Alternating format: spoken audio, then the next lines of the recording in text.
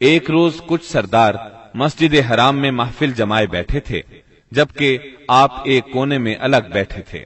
مسلمانوں کی بڑھتی ہوئی تعداد نے قریش کی پریشانی میں بہت اضافہ کر دیا تھا، لہذا اس موقع پر ابو سفیان کے خسر عتبہ بن ربیعہ نے قریش کے سرداروں سے کہا، صاحبو، اگر آپ لوگ پسند کریں تو میں جا کر محمد سے بات کروں اور ان کے سامنے چند تجاویز رکھوں، شاید کہ وہ ان میں سے کوئی تجویز مان لیں اور ہم لوگ بھی اس کو قبول کر لیں، ہو سکتا ہے اس طرح وہ ہماری مخالفت سے باز آ جائیں۔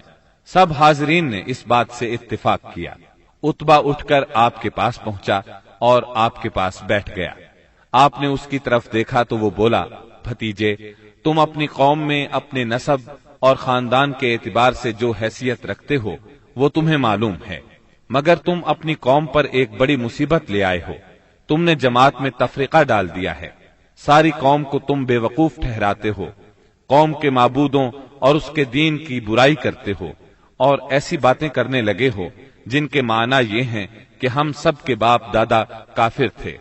اب ذرا میری بات سنو، کچھ تجاویز تمہارے سامنے رکھتا ہوں، ان پر غور کرو، شاید کہ ان میں سے کسی کو تم قبول کر لو۔ اس کے خاموش ہونے پر آپ نے فرمایا، ابو الولید، آپ کہیں، میں سن رہا ہوں۔ اس نے کہا، بھتیجے، یہ کام جو تم نے شروع کیا ہے، اس سے اگر تمہارا مقصد مال حاصل کرنا ہے تو ہم سب مل کر تمہیں اتنا کچھ دینے کے لیے تیار ہیں کہ تم ہم میں سب سے زیادہ مالدار ہو جاؤ گے۔ اگر اس سے اپنی بڑائی چاہتے ہو تو ہم تمہیں اپنا سردار بنانے کے لیے تیار ہیں، کسی معاملے کا فیصلہ تمہارے بغیر نہیں کیا کریں گے۔ اگر بادشاہت ہی چاہتے ہو تو ہم تمہیں اپنا بادشاہ بنا لیتے ہیں، اور اگر تم پر کوئی جن آتا ہے جسے تم خود دور کرنے پر قادر نہیں ہو تو ہم بہترین طبیبوں سے اپنے خرچ پر تمہارا علاج کروا دیتے ہیں۔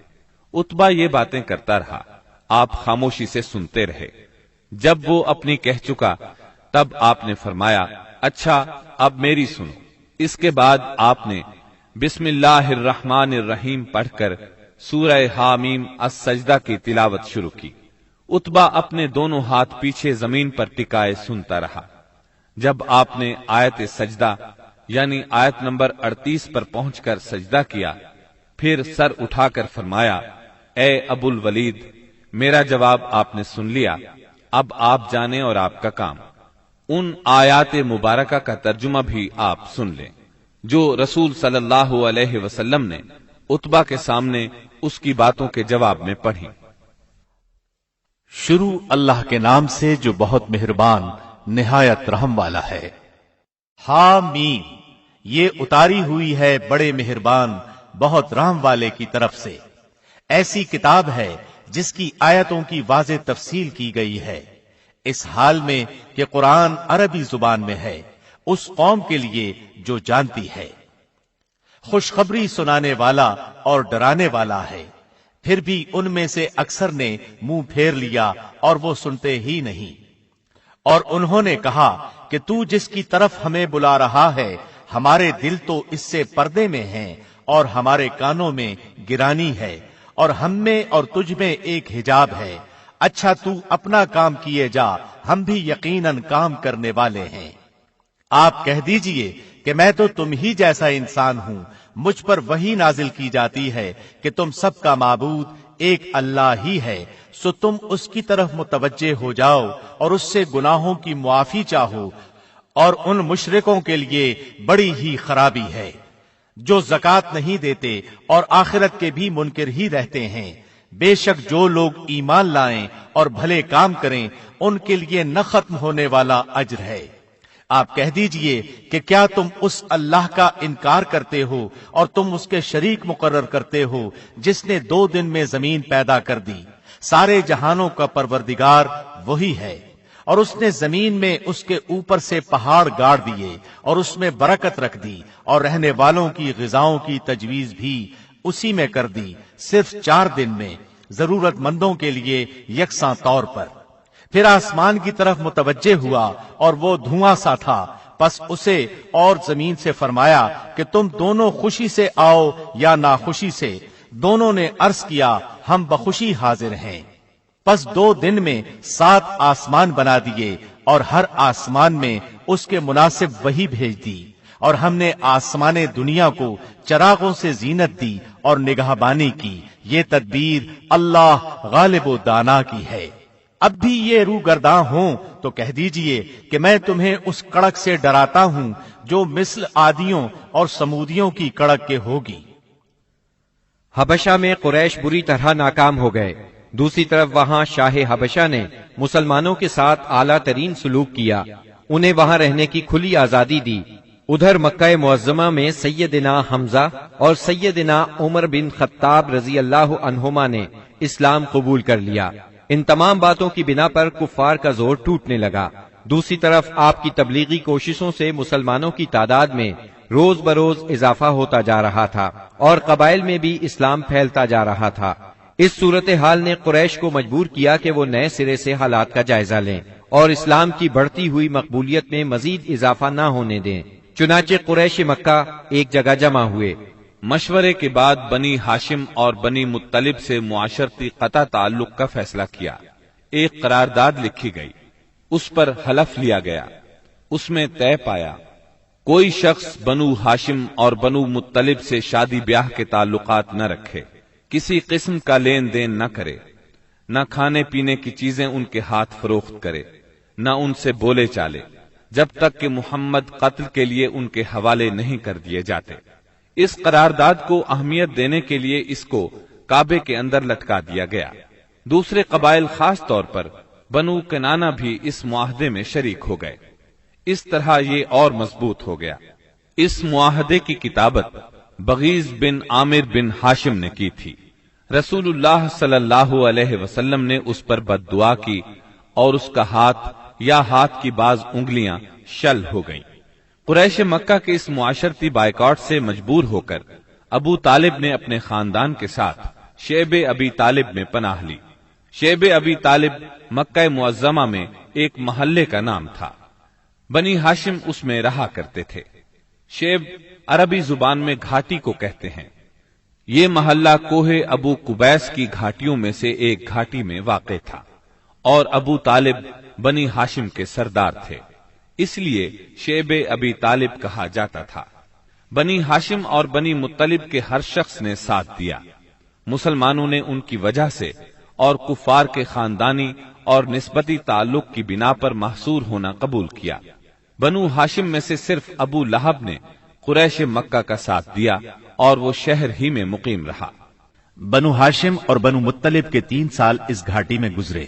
یہ 3 سال اس قدر سخت، تنگ دستی، غربت اور تکالیف کے تھے کہ بھوک کی شدت سے بچوں کے بلبلانے کی آوازیں راستہ چلتے لوگوں کو سنائی دیتی تھیں، مگر سنگ دل کفار ان چیخوں کو سن کر خوش ہوتے تھے۔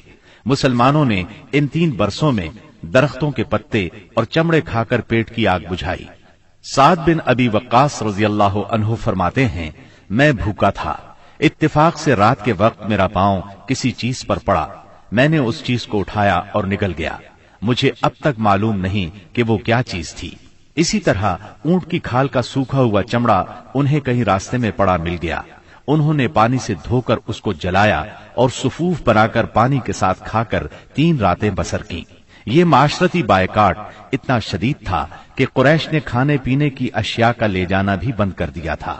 جب کوئی تجارتی قافلہ مکے آتا تو ابو لہب اٹھتا اور اعلان کرتا، کوئی تاجر عام نرخوں پر اصحاب محمد کو فروخت نہ کرے، بلکہ اتنی قیمت بڑھائے کہ وہ چیز ان لوگوں کی قوت خرید سے باہر ہو جائے۔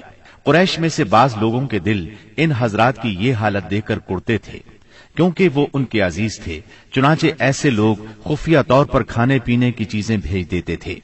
ایک دن سیدنا حکیم بن حزام رضی اللہ عنہ اپنی پھوپھی سیدہ خدیجہ رضی اللہ عنہا کے لیے کچھ چیزیں لے کے جا رہے تھے کہ ابو جہل نے راستہ روک لیا اور کہا، اگر تم نے شیب ابی طالب میں غلہ پہنچانے کی کوشش کی تو میں سب لوگوں میں تمہیں رسوا کر دوں گا۔ اتفاق سے اس وقت ابو البختری سامنے سے آ گیا۔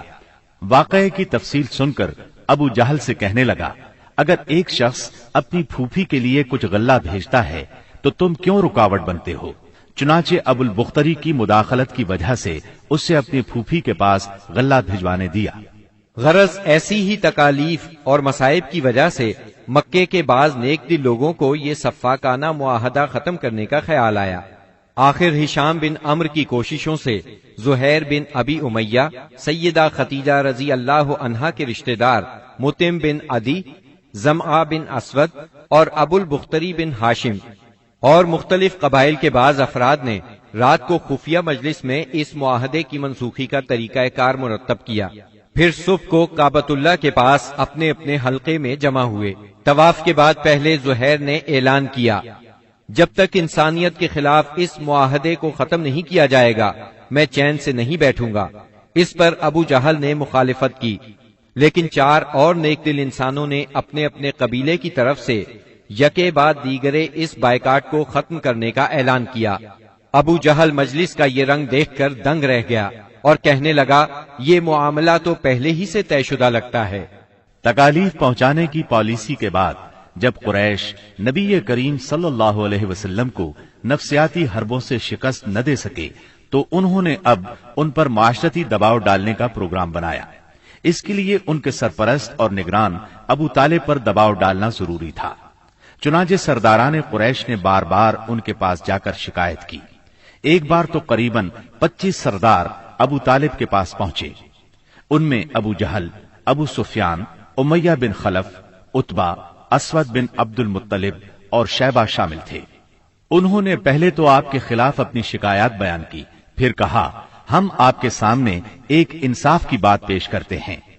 آپ کا بھتیجا ہمیں ہمارے دین پر چھوڑ دے اور ہم اسے اس کے دین پر چھوڑ دیتے ہیں۔ وہ جس معبود کی عبادت کرنا چاہے کرے، ہمیں اس سے کوئی غرض نہیں، مگر وہ ہمارے معبودوں کی برائی نہ بیان کرے اور یہ کوشش نہ کرتا پھرے کہ ہم اپنے معبودوں کو چھوڑ دیں۔ آپ ہم سے اس شرط پر اس کی صلح کرا دیں۔ ان کے خیال میں مصالحت کا اس سے اچھا طریقہ کیا ہو سکتا تھا؟ ابو طالب نے نبی اکرم صلی اللہ علیہ وسلم کو بلایا اور ساری بات بیان کی۔ آپ نے جواب میں فرمایا، چچا جان، میں تو ان کے سامنے ایک ایسا کلمہ پیش کرتا ہوں جسے اگر یہ جان لیں تو پورا عرب ان کے تابع اور عجم ان کا جزیہ گزار ہو جائے گا۔ اس پر ان لوگوں نے کہا، تم ایک کلمہ کہتے ہو، ہم ایسے 10 کلمے کہنے کو تیار ہیں، مگر یہ تو بتاؤ وہ کلمہ کیا ہے؟ آپ نے جواب میں فرمایا، لا الہ الا اللہ۔ اس پر وہ سب غصے اور تکبر سے اٹھ کھڑے ہوئے۔ اس وقت وہ جو باتیں کہتے ہوئے وہاں سے نکلے، ان کا ذکر قرآن کریم کی سورہ صاد کی آیات 1 تا 7 میں آیا ہے۔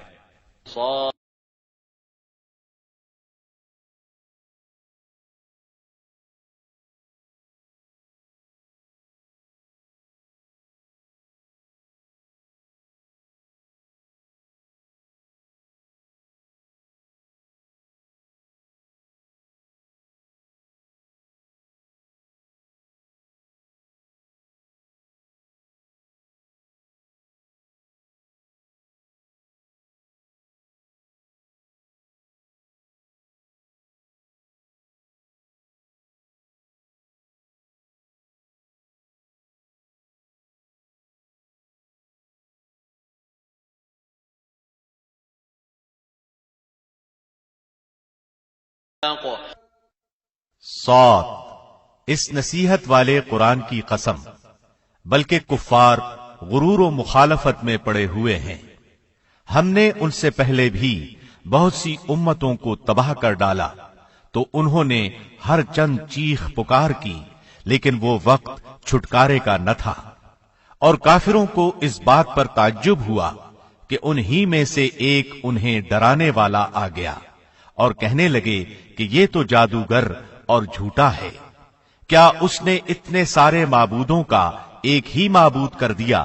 واقعی یہ بہت ہی عجیب بات ہے۔